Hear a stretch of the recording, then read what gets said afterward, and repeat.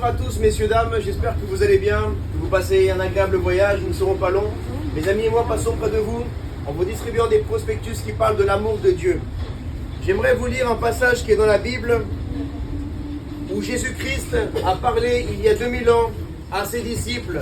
Ils étaient à Jérusalem et ils se posaient les mêmes questions que vous et moi en ces temps. Quand sera la fin des temps? Quand sera la troisième guerre mondiale? Quand sera le retour du Seigneur? Nous voyons tellement de guerres, tellement de maladies, et les disciples ont demandé à Jésus, Seigneur, quand sera la fin des temps? Alors Jésus répondit, prenez garde que personne ne vous séduise, car plusieurs viendront sous mon nom en disant, c'est moi qui suis le Messie, c'est moi qui suis l'élu. Et ils séduiront beaucoup de gens. Vous entendrez parler de guerre et de bruit de guerre. Gardez-vous d'être troublés, car il faut que ces choses arrivent, mais ça ne sera pas encore la fin.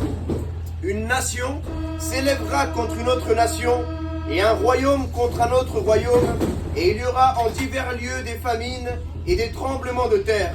Tout cela ne sera que le commencement des douleurs. Alors on vous livrera au tourment, et l'on vous fera mourir, et vous serez haïs de toutes les nations à cause de mon nom. Amen. Messieurs, dames, nous sommes dans un temps où nous voyons qu'il y a de plus en plus de guerres, de rumeurs de guerre, de catastrophes naturelles, réchauffement climatique, ouragans, tremblements de terre. Tellement de choses se passent. Bien sûr, il y a toujours eu des catastrophes naturelles, des guerres, il y en a toujours eu, mais de plus en plus.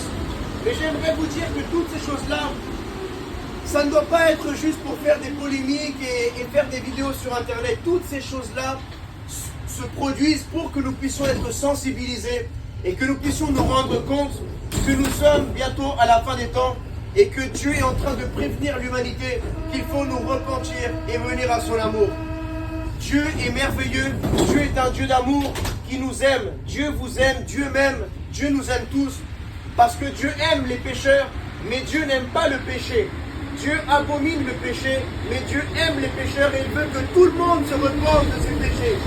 Peu importe ta religion, peu importe ta croyance, ton pays d'origine, je veux te dire que Dieu t'appelle à revenir à son amour. Dieu t'aime et Dieu ne veut pas que tu perdes ton âme en enfer. Le diable, le Shaitan, veut t'emmener en enfer. Et dans le temps que nous vivons, messieurs, dames, le diable va bientôt envoyer celui qu'on appelle l'antéchrist. Dans l'islam, ils le connaissent comme le Dajjal. Le Dajjal, c'est l'élu du diable. C'est celui que le Shaitan, Satan, va envoyer à la fin des temps, juste avant la venue de Jésus. Parce que c'est Jésus qui va venir pour mettre fin à l'Antéchrist, le nouvel ordre mondial. Nous sommes en Europe et plusieurs présidents ont déjà parlé du nouvel ordre mondial. Sarkozy en a parlé, Emmanuel Macron en a parlé, George Bush en a parlé, Biden en a parlé.